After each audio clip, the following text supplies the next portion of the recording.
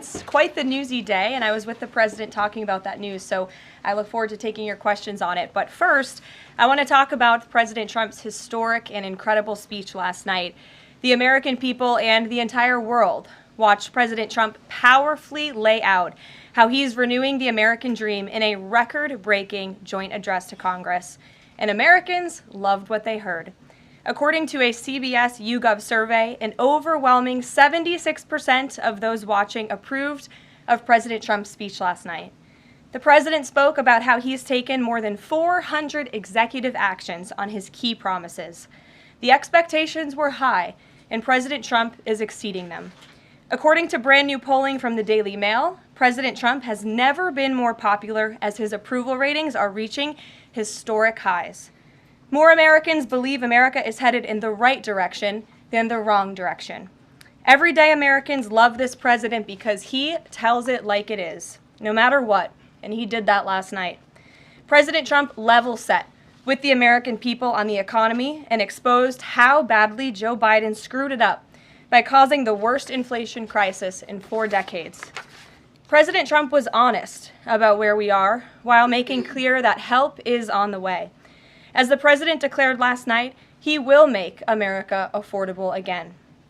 Last night, you also saw who motivates the president to work so hard. Everyday Americans, who President Trump shined a spotlight on last night in his speech. From Mark Fogel, who President Trump was finally able to reunite with his family and his beautiful 95-year-old mother after being detained in Russia, to Peyton McNabb, whose heart-wrenching story motivated President Trump to end men in women's sports, and to Allison and Lauren Phillips, the mother and daughter and sister of Laken Riley, who President Trump honored by signing the Laken Riley Act to ensure her name will live on forever. In other amazing and surprise moments, President Trump honored the life of Jocelyn Nungare, who was brutally murdered by illegal alien gang members. He ensured Jocelyn will never be forgotten by renaming a national wildlife refuge in her home state of Texas to honor her life. And in one of the greatest surprise moments of the night, DJ Daniel, an incredible 13-year-old boy who is beating brain cancer, saw his dreams fulfilled by President Trump when he was made an honorary Secret Service agent. And finally, after nearly 4 years, President Trump delivered justice for the families of the 13 American heroes who were killed at Abbey Gate in the Biden-botched Afghanistan withdrawal, which was one of the worst humiliations in the history of our country. President Trump announced that we have detained Mohammed Sharifullah, the monster who was responsible for that horrific attack, and he was delivered to Dulles Airfield earlier this morning. On his first day in office, President Trump's national security team across the federal government prioritized intelligence gathering to locate this evil individual. President Trump's team shared intelligence with regional partners such as Pakistan, who helped identify this monster in the borderland area late last month. Mohammed confessed to his crimes related to Abbey Gate and other attacks in Russia and Iran as well to the Pakistanis. And U.S. law enforcement officers traveled to Pakistan over the weekend, where he again confessed his crimes to the FBI. As President Trump said last night, this killer will now face the swift sword of American justice for these atrocities right here on United States soil. Joe Biden was responsible for this botched withdrawal, and he had 3 years to find this evil terrorist, and he didn't even try to get the job done. But President Trump campaigned on behalf of and grew very close to the Gold Star families. He promised them accountability, and last night, he kept his promise. He spoke to those Gold Star families yesterday, ahead of his speech, in an incredibly heartwarming call to share this incredible news. And as President Trump asked in his speech last night, how could anyone possibly be opposed to any of this action that he is taking? Well, apparently, the modern-day Democrat Party could.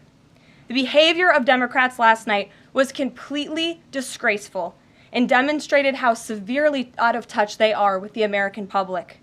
It was the most shameful moment in the history of presidential addresses in that beautiful chamber. In what was supposed to be a unifying moment for our country, Democrat members of Congress instead screamed at the President of the United States, who was just overwhelmingly reelected by their constituents, walked out of the chamber, and worst of all, they disrespected the American people. Democrats didn't stand to keep men out of women's sports. They couldn't even clap for a girl who got her head smashed in by a man on a volleyball court. Democrats didn't stand for an innocent and beautiful child who is surviving brain cancer.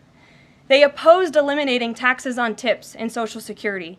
They didn't stand in favor of cutting taxes for hardworking Americans. They couldn't even clap for two mothers whose daughters were killed by illegal aliens. One of the only things that could get Democrats off their feet last night was cheering for Ukraine, not for America. Last night was a very clarifying moment for our country. The Democrats exposed themselves as the party of insanity and hate, the party that wants to put America last. They've allowed their Trump derangement syndrome to stop them from celebrating America and our people, and we will not allow them to forget that. And it's not just the Democrat Party. The mainstream media still doesn't get it. Last night, MSNBC's Nicole Wallace disgustingly looped in a 13-year-old boy with brain cancer into an attack on the president over January 6th. And CNN's first chyron out of the speech called it divisive. President Trump wasn't divisive. The Democrats were. And CNN was proven wrong by their own viewers, 69% of whom, in a post-speech poll, said they had a positive reaction to the president's speech. It's sad and frankly pathetic that Democrats and liberals in the legacy media continue to allow their hatred for the president to override their love for our country. But nevertheless, the president will continue to unify this nation through policies that are grounded in common sense and that uplift all Americans. We have an individual in our new media seat today, Mary Margaret Olohan, who is the Daily Wire's first ever White House correspondent. Congratulations, Mary Margaret. The Daily Wire was founded 10 years ago by Ben Shapiro. The Daily Wire now has over 1 million paid subscribers, a monthly network reach of 138 million, and has evolved into a leading conservative multimedia giant. They are now the 5th largest podcast network in the world and home to some of the top-ranked shows. With that, I will take your questions, and Mary Margaret, why don't you kick us off? Thank you so much, Karoline. It's great to be here. Thanks. So I had 2 questions, if that's okay. The first Sure. on last night and the second on Maine. You talked about behavior from Democrat lawmakers, a lot of disruptions, and I just wanted to kind of go back to that. We saw Democrat lawmakers not stand for Laken Riley, for Peyton McNabb, for the son of a slain police officer and 13-year-old cancer survivor. What are the optics of that nationally, just in terms of not just the people who were in the room last night, but across the nation? And also, was President Trump expecting this type of behavior when he was crafting his speech? So I gave a quote to one of the media outlets in this room yesterday that Democrats behaving like children would be the least surprising thing of the night. And unfortunately, that quote did turn out to be true.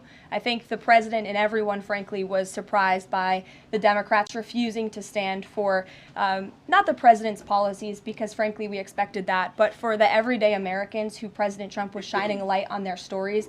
Mark Fogel, for instance, an American school teacher who was detained by the Russians. President Trump freed him. If Joe Biden had done that, they all would have been on their feet, but because of what came from President Trump, they weren't. So we think it's very sad, but we're very proud of the president today, and the American people are the people that this president cares about most, and the reviews are in, and everybody loved his speech.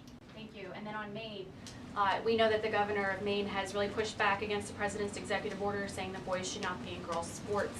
I spoke with a lawmaker from Maine this morning who told me she'd been censured by state lawmakers for calling a man and speaking up on this. What is the next move for the White House in this battle to protect the integrity of women's sports? Yeah, well, the Department of Education has sued the state of Maine. As you know, there's ongoing litigation. The president has made a commitment to ensure that states are being held accountable if they continue to allow men in women's sports, which he believes is an egregious violation of taxpayer dollars. And so that fight continues, and the president won't back down. Again, this is a common sense policy. 80% of the American people, including more than 60% of Democrats, do not want men in women's sports. So the president will stand by this commitment. Thank you. Gabe, good to see you in here. Good to see you, Caroline. A couple questions. One, can you confirm that the president held talks with the big 3 automakers today, speaking about potentially delaying tariffs? I can confirm, and I'm glad that you asked, because the president sent me out here with a statement directly from him on this. I saw it was reported earlier today by Bloomberg News, and he wanted me to share this with all of you. We spoke with the big three auto dealers. We are going to give a 1-month exemption on any autos coming through USMCA. Reciprocal tariffs will still go into effect on April 2nd, but at the request of the companies associated with USMCA, the president is giving them an exemption for 1 month so they are not at an economic disadvantage.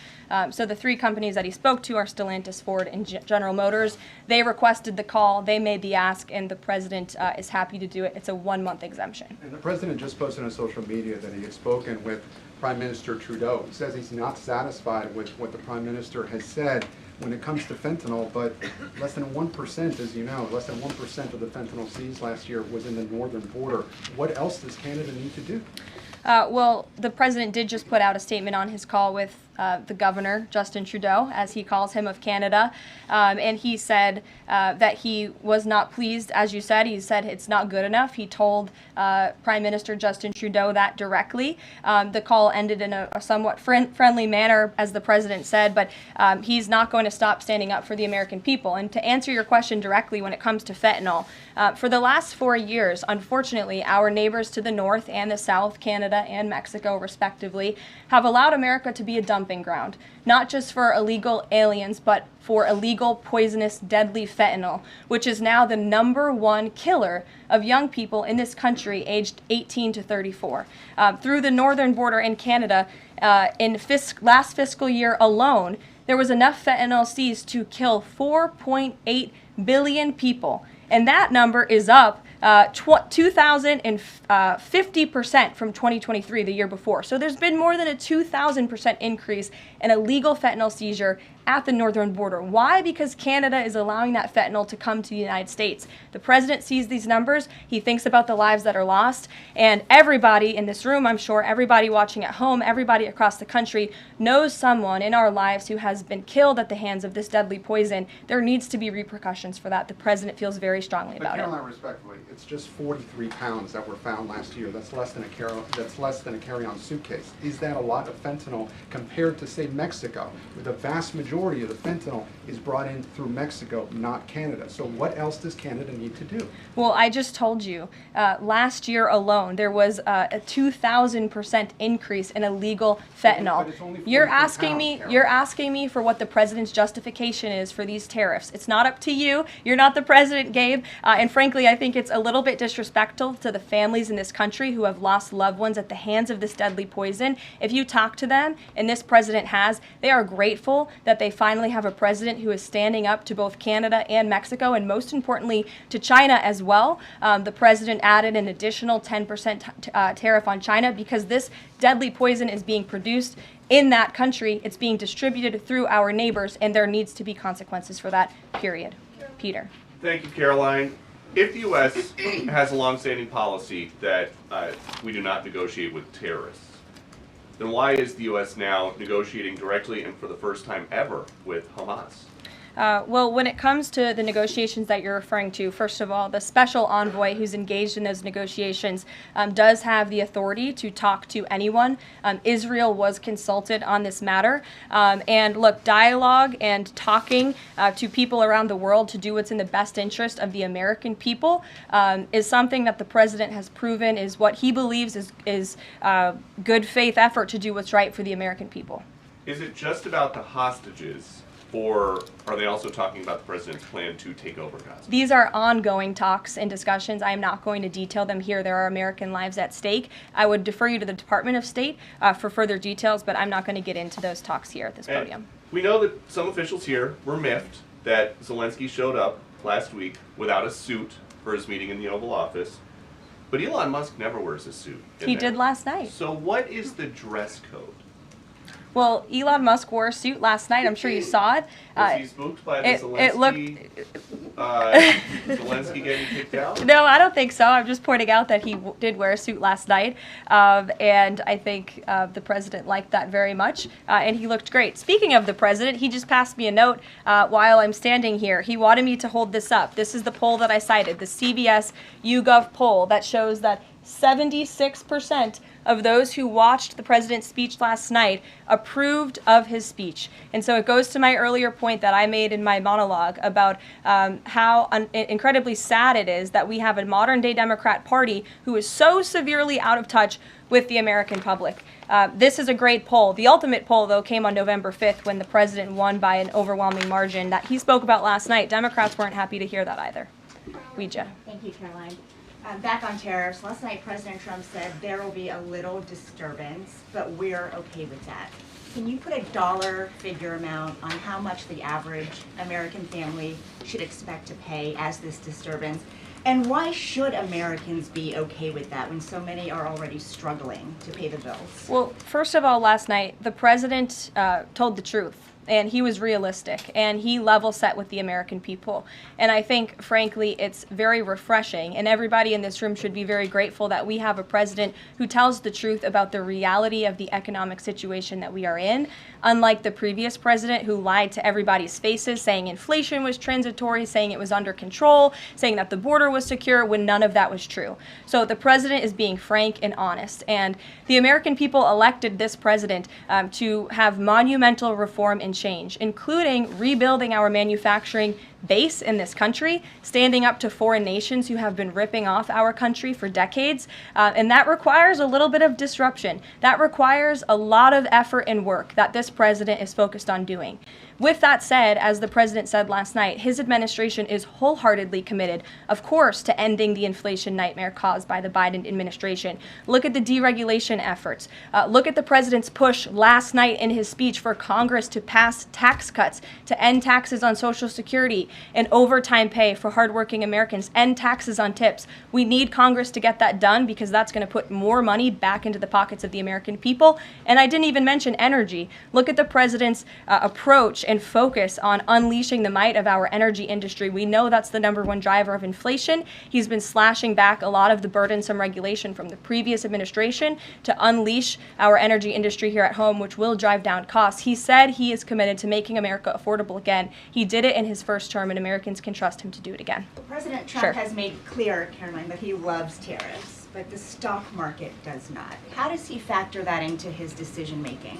Well, the president does love tariffs. He said it's one of his favorite words in the English dictionary, and he believes in tariffs because they'll ultimately make America rich again. They're going to raise revenue. They're going to help us pay down our debt. Most importantly, they're going to bring American jobs here back home. So I think for folks on Wall Street who may be concerned, look at what this president did for you in his first term. Wall Street boomed. Stock market boomed. The president expects that to happen again, but most importantly, Main Street is going to boom, and that's why the president has this whole of government economic approach, which includes tax cuts, tariffs, regulation cuts, and an energy industry that will bring down costs for American consumers. Sure, Monica. Thank you, Caroline. You mentioned not one Democrat senator voted to protect women's sports from males. Not one Democrat congressman or congresswoman stood to applaud or support protecting women's spaces and sports at the president's joint session to Congress last night, as you articulately mentioned in the beginning. So I'm wondering, what message is that sending to not only young women who are competing in these sports across the country, but also to the parents of these young girls? Yeah. I think the message that Americans should take away from last night is that they have a president in the Oval Office who is committed to doing what's right for them, especially women and girls across the country. And I think it's very ironic, thank you for bringing up the point about women, that Democrat women were wearing pink to support our fellow females, yet they couldn't stand, again, for a young woman who was almost killed and severely injured by a man on the volleyball court. They couldn't stand for the mothers of two beautiful young women whose lives were taken tragically at the hands of illegal people. So you can't say you're the party of women and then support men and women's sports and not stand up for basic law and order and immigration reform that will protect women in this country. That's what President Trump is doing. He's the president for women. Lindsay, good to see you. Thank you, Caroline. Good to see you. So, speaking of tariffs, China said yesterday that they're ready for any kind of war with the U.S. Because of these tariffs that have been placed on them, and a Chinese spokesperson also said that the tariffs would not lead to a resolution of U.S. concerns about fentanyl originating in China. Can you speak to how the administration is planning on responding to that? Well, I think Secretary Hegseth has responded to that this morning. He said that America will always be prepared to defend itself, especially under the leadership of this president in the Oval Office. And that certainly remains true. Again, when it comes to tariffs, the president has been very tough on China, not just now with 20% and more with the reciprocal tariffs that will hit on April 2nd. But look at what he did in his first term. There were billions of dollars worth of tariffs that he implemented on China. And it's quite telling that the previous administration did not rescind those tariffs because they realized the value that they had in not only deterring China, but also raising revenue here in the United States. Rachel. Thanks, Caroline. Just a quick follow-up, two quick follow-ups on tariffs. The president mentioned a little disturbance during his remarks yesterday. The CEO of Target says that consumers will likely see prices go up on everything from strawberries to bananas to avocados. How long should Americans expect to pay higher prices? Are we talking a week, a couple of days, a few months?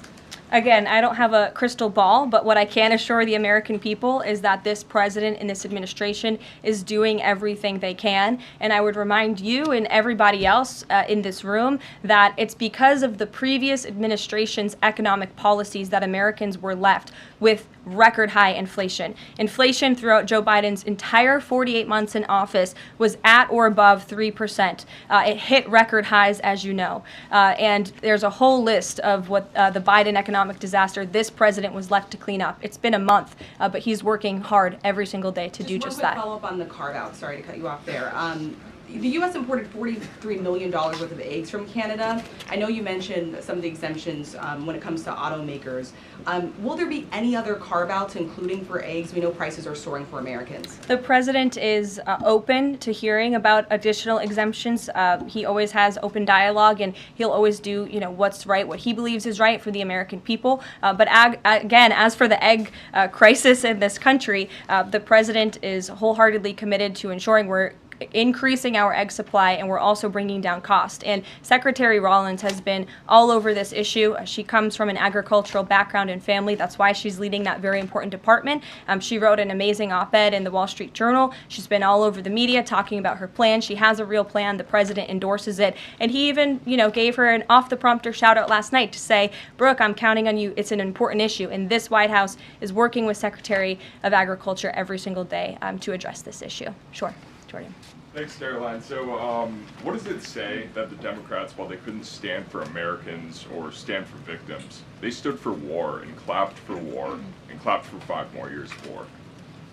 Yeah, the president addressed that last night, I think, when he called out Senator Elizabeth Warren and said that, again, as I said in my opening speech, very telling that the Democrats refused to clap for American people and American interests and American priorities, but they did clap for the country of Ukraine, which, by the way, the president's working very hard to end that war. So Democrats should be applauding him for actually doing something about it. Follow up on that if I can.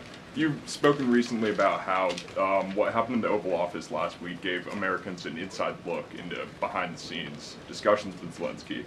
Is this how he treated Joe Biden and just treated him disrespectfully and received billions of dollars? Well, it's a very interesting question. I don't know if anybody in here asked my predecessor who stood at this podium about that, but there was a report from NBC News that President Biden also got increasingly frustrated with President Zelensky when he was handing out blank checks and President Zelensky kept asking for more.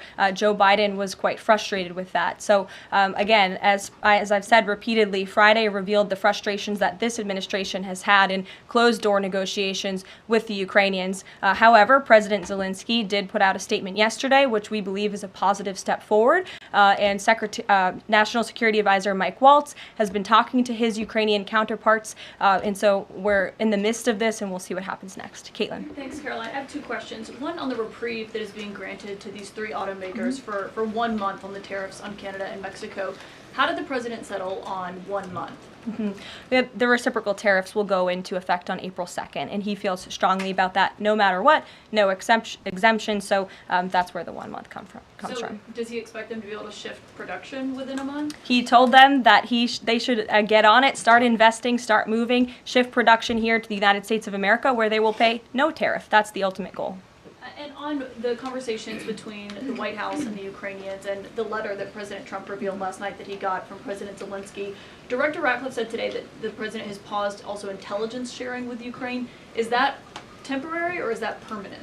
I believe what the National Security Council told me in regards to that was that they paused or they are reconsidering the funding for Ukraine, as you saw, the pause on the funding. As for intelligence matters, I would refer you to either the National Security Council or the CIA as well. But they're considering lifting or reinstating the military aid going to Ukraine, which they paused. Again, it's a pause for a review.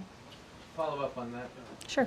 The president read parts of the letter that he received last night from President Zelensky. Can you give us a sense of when President Trump now plans to sign that minerals deal after receiving that letter? Those talks are happening as we speak. I just saw the National Security Advisor.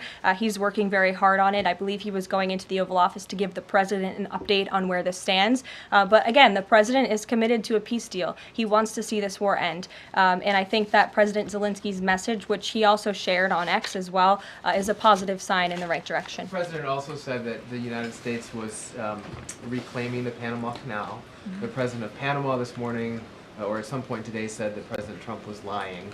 Wanted to get your response to that, and also curious if the president had a reason for not specifically mentioning BlackRock last night when he was praising the company that is buying canals or ports around the Panama Canal. Yeah, I'm not sure if Panama has seen what's going on with their own canal, but as you just mentioned, BlackRock is now interested in investing and taking over the two ends of the port, which is very important because the president was very vocal several weeks ago about the need to ensure that China is not controlling the Panama Canal.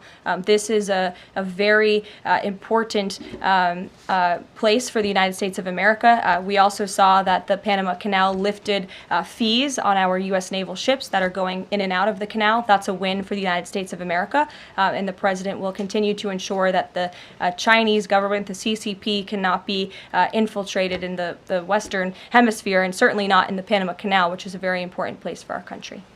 Dasha. The president continues to call the Prime Minister of Canada, Justin Trudeau, Governor of Canada. I'm curious what he means by that and if there are any plans that are moving forward with trying to make Canada the 51st state. And I have a follow-up on the economy as well. Sure. Well, the president put that in his True Social account, or his True Social post earlier today. He feels strongly that it would be very beneficial for the Canadian people to be the 51st state of the United States. They wouldn't be paying for these tariffs. They'd have much lower taxes if they were part of our great country. Caroline, on the economy, you and I traveled the country during the campaign. This is an issue that so many voters decided to cast their ballots on, and they voted for President Trump. He has started to have that realistic conversation with the American people, that disturbance comment last night. But I'm curious if you can be real with Americans right now as all of these factors are playing out. Are things potentially going to get worse before they get better? Look, I've now been asked and answered this same question just given to me in different verbiage of 3 different times, and I will answer it again in an effort of transparency to the American people because this is an important issue and the American people, this president understands that it is. And again, that's why in his joint address to Congress last night, he addressed this issue with a realistic and honest approach. He talked about what this administration is doing to unleash American energy and to make America affordable again, and this administration is wholeheartedly committed to doing it. And I would remind the American public that the first-term record of this president speaks volumes. That's why they reelected him, because they know that he can fix our broken economy, and it's very, very broken from the previous administration. Stephen. Thank you, Caroline. I've got 2 questions, one on press access, the other on fentanyl and tariffs. Sure. On press access, your predecessor, Karine Jean-Pierre, who presided over many novel press access restrictions, criticized the recent changes to the press pool made by your office. She said in an interview, quote, what we're looking at is what North Korea is doing. What's your response to that, and can you say anything to allay concerns that unfavorable coverage will be punished in this new press pool system? I think that's the same individual who said from this podium numerous times that the commander-in-chief was mentally and physically up for the job, which we knew was a lie. Many people in this room knew it was a lie. Many of you were admonished for asking questions about that truth. So when it comes to truth and transparency, this administration, this White House is setting the example. This president is taking far more questions than his predecessor, Joe Biden, did on a daily basis, and that will continue. And on fentanyl and tariffs, fentanyl produced largely in China has killed 334,000 Americans over 5 years. According to CDC data, that's about 1 in every 1,000 Americans. President Trump has cited this for applying new tariffs to Canada, Mexico, and China. But in addition to China's talk about being ready for any kind of war, they said yesterday, the foreign ministry said that, quote, the fentanyl issue is a flimsy excuse to raise U.S. tariffs, and, quote, the U.S., not anyone else, is responsible for the fentanyl crisis. So what's the response to China that the talk of fentanyl is just an excuse for tariffs, and what does that say about the resolution? Well, of course, the country that is getting very rich off of distributing this deadly poison to American citizens is going to say that. Again, the president knows where the American people stand on this issue. Fentanyl overdoses. Dasha brought up all of us campaigning all across the country. They talked about inflation. They also talked about the border, the illegal immigrants that we're pouring through, but also these deadly drugs. And again, the president keeps in mind those families every single day when he is making these tough decisions. But it's a necessary decision, and he's no longer going to allow the United States of America to be a